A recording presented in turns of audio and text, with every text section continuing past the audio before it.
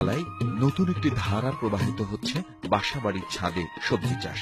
নগর কৃষক হিসেবে আত্মপ্রকাশ করে যুগ যুগ পূর্বের ন্যায় নির্ভেজাল সবজি উৎপাদন ও ভক্ষণ করে পরিবারকে সুস্থ রাখার যুদ্ধে আপনিও অংশ নিতে পারেন বাংলাদেশ কৃষি বিশ্ববিদ্যালয়ের অধ্যাপক ডক্টর মোহাম্মদ আব্দুস সালামের মতো। তিনি শিক্ষকতার পাশাপাশি কৃষিখাতে অসামান্য অবদান রেখে চলেছেন দীর্ঘদিন ধরে। মাছের ও গৃহপালিত পাখির খাদ্য হিসেবে প্যারেট পোকার আবিষ্কার, গাভীর দুধ বৃদ্ধির সফল প্রচেষ্টায় গম ও ভুট্টার ফোডার উৎপাদন করেছেন তিনি। শুধু তাই নয়, নগর কৃষক হিসেবেও সফলতা অর্জন করেছেন গুণী এই মানুষটি। নিজ বাসার ছাদে অ্যাকোয়াপনিক পদ্ধতি সহ অন্যান্য পদ্ধতিতে বিভিন্ন সবজি ও ফলের চাষ করেছেন। নগর জীবনে সবুজের শ্যামল ছায়ার পরশ পাওয়া যায় তার বাসার ছাদে গেলে। দর্শক, চলুন এই নগর কৃষকের মুখে শুনি তার বাসার ছাদে সবজি ও ফলের চাষাবাদ সম্পর্কে। এখানে আপনারা দেখতে পাচ্ছেন পানির বোতলকে কাজে লাগিয়ে সেখানে আমি টমেটো গাছ লাগিয়েছি। এর ভিতরে ধনিয়া পাতাও করা যাবে, এখানে পালং শাক, আপনার পুঁই শাক, অন্য জিনিসও করা যাবে। এটার ভিতরে আমরা কোকো ডাস্ট অর্থাৎ নারকেলের সোবার গুঁড়া সেটা দিয়েছি, তার সাথে কিছু ভার্মি কম্পোস্ট দিয়েছি। সেই ভার্মি কম্পোস্টটার সাথে কিছু আটা, কিছু চিটা গুড় দিয়ে ওইটাকে তৈরি করেছি। এখন প্রতিদিন অল্প পরিমাণে পানি আমরা দিই। আপনারা দেখতে পাচ্ছেন এখানে গাছের স্বাস্থ্য সতেজ রয়েছে। আমরা ছোট ছোট পাত্রের ভিতরে এখানেও আমরা মাটি ব্যবহার করিনি। এখানে আমরা ওই কেঁচো সার, তারপরে নারকেলের সোবরা, করাতের গুঁড়া, চায়ের পাতা, সেগুলো দিয়ে আমরা এটা তৈরি করেছি। এখানে আপনারা লেটুস দেখতে পাচ্ছেন, তার স্বাস্থ্য খুবই সতেজ রয়েছে। এখানে আমরা ওই একই পদ্ধতি ব্যবহার করছি, মাটি নাই। এখানে পালং শাকের স্বাস্থ্য দেখেন খুবই সতেজ। ইতিপূর্বে আমি এখান থেকে মূলা শাক খেয়েছি, ধনিয়া শাক খেয়েছি, এখন আমি পালং শাক করতেছি। এরপরে আবার আর একটা অন্য কোনো সবজি দিব। দর্শক মন্ডলী, এখন আপনারা দেখতে পাচ্ছেন যে এই অ্যাকোয়াপনিক্স পদ্ধতির হার্ড বা হৃৎপিণ্ড যেটাকে বলা হয়, সেই হৃৎপিণ্ড, এখানে একটা 500 লিটারের পানির ট্যাঙ্ক আছে। সেই ট্যাঙ্কের মধ্যে এই এত ছোট একটা ট্যাঙ্কে আমাদের প্রায় 80টার মতো মাছ আছে। এখানে পাঙ্গাস মাছ আছে, তেলাপিয়া মাছ আছে, এখানে কমন কার্পের মাছ আছে। সেই মাছকে আমরা যে খাবার দিই, এই খাবারের খাওয়ার ফলে তাদের যে বিষ্ঠাটা হয়, তাদের পেশাব পায়খানা এবং অতিরিক্ত খাবার যেটা আপনার পড়ে থাকে, সেই খাবারের যে নাইট্রোজেন গঠিত যেই বর্জ্যটা হয়, সেই পানিটাকে আমরা এই পুরা টোটাল অ্যাকোয়াপনিক্সের যে সিস্টেম, সেটার ভিতরে আমরা স্লো ইরিগেশন হিসেবে পানিটা সাপ্লাই করি। সেই পানিটা এসে ময়লা হয় এবং এখানে ইটের খোয়ার ভিতরে ডিনাইট্রিফাইং এবং নাইট্রিফাইং ব্যাকটেরিয়া এর মধ্যে বাসা বাঁধে। সেই ব্যাকটেরিয়াটা দুধ থেকে যেভাবে ব্যাকটেরিয়া দই তৈরি করে, এইখানেও সেই ব্যাকটেরিয়াগুলা অ্যামোনিয়াকে ভেঙে প্রথমে নাইট্রেট, পরে এটা নাইট্রেটে রূপান্তর করে। সেই নাইট্রেটটা হচ্ছে মাছের জন্য নিরাপদ এবং গাছের জন্য খাবার। আর এই সিস্টেম আপনারা দেখতে পাচ্ছেন যে গাছের গোড়ায় শুকনা আছে, কিন্তু তলায় পর্যায়ক্রমিক ভাবে গাছের গোড়াটাকে ধুয়ে দেয় এবং ওই ব্যাকটেরিয়া এখানে জাদুর মতো কাজ করে। এখানে দেখেন যে গাছের স্বাস্থ্য এবং ফুল আসতেছে, অন্য জায়গায় ফল এসে গেছে। দর্শক মন্ডলী, আপনারা এখন আমি দেখাচ্ছি যে এই পেঁপে গাছটা, সাধারণত পেঁপে গাছটা মাটিতে হয়, যদি এক নাগারে 4-5 দিন বৃষ্টি হয় তাহলে পেঁপে গাছ পচে যায়।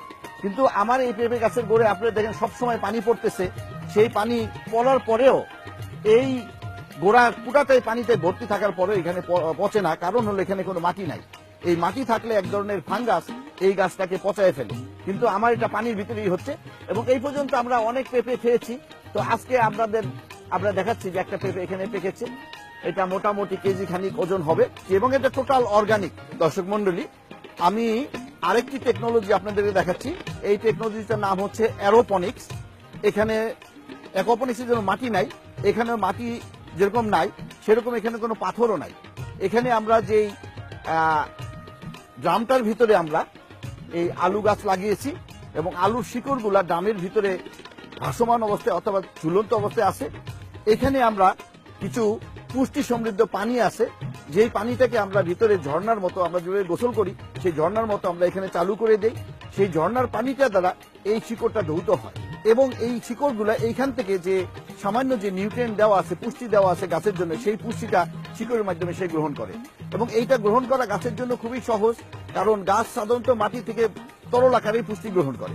এখানে যেহেতু এটা তরল আকারে দেওয়া আছে সেজন্য নিতে পারে। এবং এই প্রত্যেকটা শিকড়ে আপনার আলু ধরবে মালার মতো। এটা আসলে এখনো বেশি দিন হয়নি। আপনারা দেখতে পাচ্ছেন এই পাশে শিকড়ের একটি করে মোটা শিকড় বের হচ্ছে এবং প্রত্যেকটা শিকড়ের গলায় মালার মতো করে আলু ধরবে এবং অলরেডি এই পাশে দেখা যাচ্ছে 2টা আলু ধরেছে।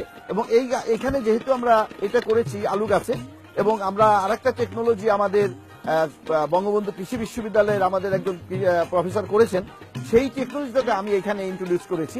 যে আলু গাছে আমরা টমেটো গ্রাফটিং করেছি। সেই টমেটোটা আমরা দেখা যাবে যে কিছুদিন পরে এই নিচের দিকে আলু গাছ আছে আর উপরে টমেটো গাছ দেওয়া হয়েছে। এই টমেটো গাছে টমেটো ধরবে এবং এটার ভিতরে আলু ধরবে। এখানে আরেকটি বিষয় লক্ষণীয় যে এই পদ্ধতিতে যে আলুটা হবে, যেহেতু এখানে কোনো মাটি নাই, সেই আলুতে কোনো রোগবালাই থাকবে না। সেজন্য এইভাবে আমরা বীজ আলু উৎপাদন করতে পারি এবং পরবর্তীতে সেটা আমরা খেতে লাগাতে পারি, কারণ সেই আলুর ভিতরে কোনো ধরনের রোগ জীবাণুর বাহক হিসেবে থাকবে না। দর্শক মন্ডলী, এখন আমরা দেখতে পাচ্ছি অ্যাকোপনিক্সের এটা আরেকটা সংস্করণ, এটাকে বলা হয় ভাটিপনিক্স। অর্থাৎ যেহেতু উলম্ব ভাবে এই গাছটা আমরা লাগিয়েছি, এইটা আমাদের দেশের জন্য উপযোগী এই কারণে যে আমরা যদি জমি পরিমাণ আমাদের যেহেতু কম, সেখানে কম জমিতে আমরা বেশি করে গাছ লাগাতে পারবো, বেশি ফসল পেতে পারবো। এখানে আমরা 4.5 ফিট লম্বা একটা পাইপে 15টা স্ট্রবেরি চারা লাগিয়েছি। এই 15টা স্ট্রবেরিতে আমাদের গত বছর আমরা মাটির চাইতে 2.5 গুণ প্রোডাকশন বেশি পাইছি। যদি আমরা মনে করি যে একটা গাছে মাটির চেয়ে কম উৎপাদন হবে, তো 15টা গাছে নিশ্চয়ই আমরা যদি গড় করি তাহলে দেখা যাবে 3-4 গুণ আমাদের প্রোডাকশন পাচ্ছি। তো এইভাবে এই পদ্ধতিটাও আমাদের দেশের জন্য উপযোগী এবং আমরা দেখেছি খুব ভালো ফল পাওয়া যায়। এই পদ্ধতিটাতে আমরা পাইপটাকে প্রথমে একটা হোল দিয়ে এটা গর্ত করে নিয়েছি 1.5 ইঞ্চি পরিমাণে। এর ভিতরে আমরা নারকেলের শোভা, যেটা আমরা গদি তৈরি করার জন্য ব্যবহার করি, সেই নারকেলের শোভাটাকে আমরা এর ভিতরে খুব গাদাগাদি করে, অর্থাৎ খুব কম্প্যাক্ট করে আমরা এর ভিতরে দিয়েছি। দিয়ে তারপরে এই ফাঁকের ভিতরে আমরা চারা লাগিয়েছি। তা আমরা অ্যাকোপনিক্স, ওই পাশে মাছের ট্যাঙ্কিতে মাছ আছে, সেই মাছের পানিটা আমরা উপর দিয়ে ঝর্ণার আকারে এই পাইপের ভিতরে আমরা দিচ্ছি। সেই পানিটা প্রবাহিত হয়ে এই আমাদের এই পাত্রের ভিতরে পড়তেছে। সেই পাত্রের ভিতরে আমাদের দেখেন যে আমরা এইটার ভিতরে ব্যবহারের ফলে এই পাত্রের ভিতরে আমরা গাছ লাগিয়েছি এবং এইটা আমাদের লাগানো হয়েছে মাত্র 15 দিনের মতো হইল। আশা করতেছি এটাতে পর্যাপ্ত পরিমাণে ফল আসবে। শৌখিনী কৃষকের বাসার ছাদে ও টবে আরো চাষ করেছেন টমেটো, লেটুস, পালং শাক, চেরি টমেটো, পেঁপে, আলু প্রভৃতি। এইগুলো তিনি চাষ করেছেন অ্যাকোপনিক পদ্ধতিতে। সে কারণে অ্যাকোপনিক্স পন্ডে চাষ করেছেন বিভিন্ন রকমের মাছ। এছাড়াও অ্যাকোপনিকের ভাটিপনিক্স পদ্ধতিতে চাষ করেছেন বেগুন, মরিচ, ব্রুকলি, ওলকপি, লাউ, শিম, ক্যাপসিকাম, শসা এবং ড্রাগন ফ্রুট।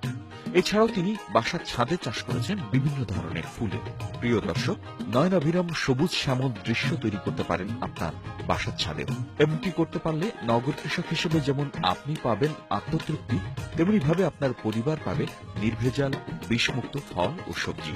তাই আসুন আমরা যারা বিভিন্ন শহরে বাস করি, তারা বাসার ছাদে বিভিন্ন পদ্ধতিতে সবজি, ফুল ও ফলের বাগান গড়ে তুলে কৃষি খাতে যোগ করি নতুন মাত্রা।